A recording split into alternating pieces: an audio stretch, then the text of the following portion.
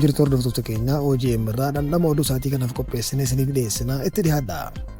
Milkaa'inni nageenya saayibarii fi ijaarsa dandeettii Itoophiyaa Afrikaaf fakkeenya ta'aa jiran Ministeerri Ce'umsa Dijitaalaa fi Inooveeshinii Beeniin Dr. Maahunaa Akpiiloogaan.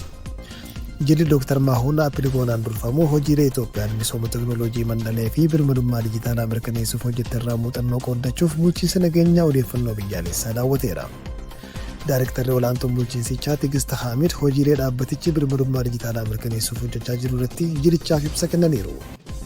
Daawwannichaan booda haala dameewwan nageenya saayibarii, misooma teknooloojii mandalee fi ce'umsa dijitaalaa irratti waliin hojjechuu danda'amu irrattis mari'ataniiru.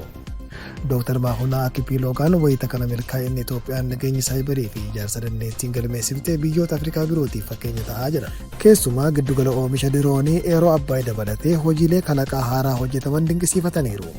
Yeroo itti aanutti bu'uura hammattootumsa biyyoota lameenii waloon hojjechuuf fedhii guddaa jiraachuus ibsaniiru. Gaazexaa Pilaas wabeeffachuudhaan eejensii pireesii Itoophiyaatu gabaase.